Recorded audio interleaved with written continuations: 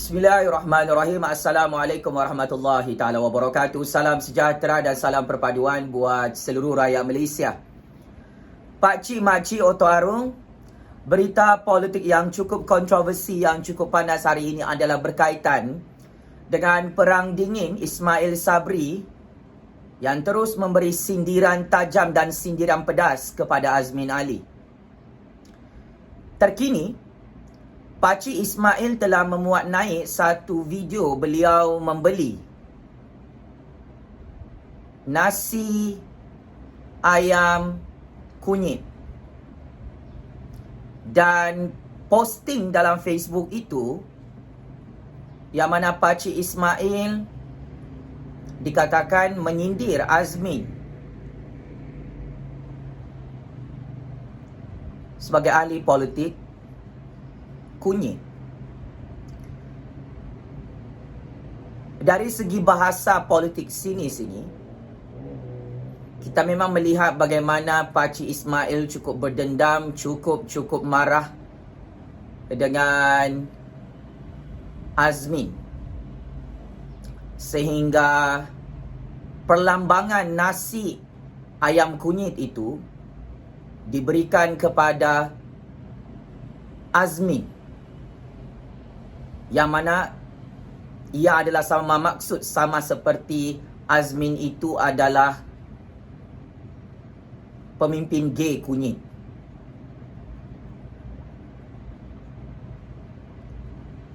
So ini adalah satu petanda klimaks yang mana Ismail Sabri sedang merancang dan terus berusaha untuk menjatuhkan dan memburukkan imej reputasi politik Azmin sebagai salah seorang pesaing utama untuk beliau. Kerana sudah tentu Pakcik Ismail ini juga bercita-cita mahu menjadi Perdana Menteri ke-9 Malaysia. Maka bagi Pakcik Ismail, disebabkan Azmin itu sangat berkuasa dalam kerajaan di Putrajaya, maka Pakcik Ismail terus mengisytiharkan perang dingin, melabel Azmin sebagai politikus ayam kunyit. Siapa yang faham apa maksud ayam kunyit ni, fahamlah. Kalau tak faham, tolong cari jawapan.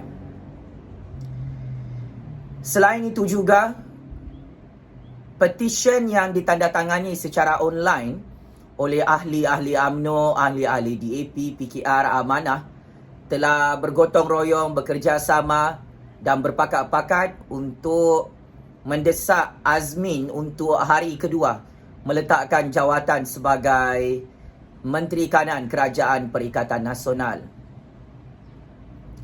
Petition online itu telah ditandatangani lebih 150,000 orang. Dan bila kita lihat, ramai yang setuju dan ramai juga yang tidak setuju untuk Azmin Ali berundur dan meletakkan jawatan sebagai Menteri Kanan Kerajaan Perikatan Nasional. Apapun ini salah satu gimik politik, wayang politik. Kita memang sedia maklum UMNO DAP Pakatan Harapan cukup takut dengan taktik percaturan kuasa Azmin Ali.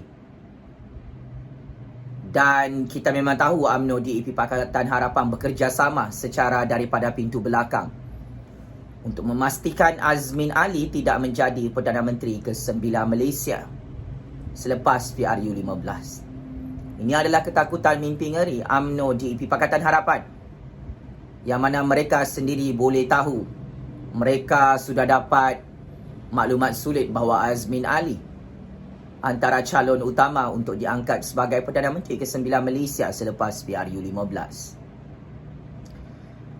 Menurut salah seorang pemimpin DAP, mereka menyatakan Tan Sri Muhyiddin Yassin tidak akan memecat Azmin Ali dan tidak akan meminta Azmin Ali untuk meletakkan jawatan. Dan ini memang membuktikan satu kerja sia-sia petition online yang terus dijadikan sebagai perang saraf politik oleh kumpulan Cyber Troopers UMNO Pakatan Harapan untuk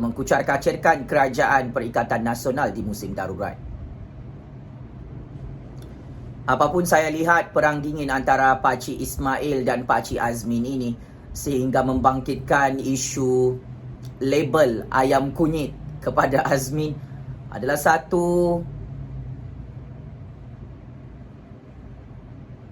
perkara yang akan memakan diri Pakcik Ismail dan Parti UMNO. Kerana kita perlu menyedari dalam percaturan real politik ini, kabel besar di belakang Azmin itu memang bukan biasa-biasa, bosku. Dia memang antara politikus yang direkrut dalam sistem politik Malaysia untuk diangkat sebagai Perdana Menteri satu hari nanti. Masa depan Pakcik Ismail dan UMNO ini samar-samar. Majlis Keselamatan Negara telah mengumumkan sebentar tadi tidak ada pilihan raya Parti UMNO di musim total lockdown musim tsunami COVID-19 tahun 2021. Permohonan UMNO untuk mengadakan pemilihan Presiden UMNO dan jawatan-jawatan lain dalam UMNO telah ditangguhkan oleh Majlis Keselamatan Negara. Maka Pakcik Ismail selain membuat kempen saraf politik menyerang Azmin Ali, dalam masa yang sama Pakcik Ismail ini cuba menyaingi wolot lain dalam Parti UMNO yang cukup popular, yang cukup berpengaruh seperti Najib Razak, Zahid Hamidi, Hishamuddin Tun Hussein On dan pemimpin-pemimpin wolot dalam UMNO yang lain. Maka kita tidak hairan jika gimik dan wayang politik Pakcik Ismail itu, salah seorang Menteri Kanan dalam Kerajaan Perikatan Nasional, mahu menunggang nama Azmin sebagai politikus ayam kunyit supaya beliau akan diangkat sebagai Presiden UMNO dan sekaligus dia dicalonkan sebagai calon utama untuk Perdana Menteri ke-9 bagi Parti UMNO selepas PRU15. Sebagai kesimpulan, saya Jufazli Syah Ahmad sebagai penganalisis politik bebas menilai mana-mana pihak yang cuba untuk menghancurkan Azmin Ali ini, kumpulan-kumpulan politik itu tidak akan berjaya. Sebaliknya orang-orang itulah yang akan hancur secara mengejut dalam percaturan kuasa politik Malaysia. So kita perlu faham the red line dalam percaturan kuasa politik Malaysia itu adalah Azmin Ali.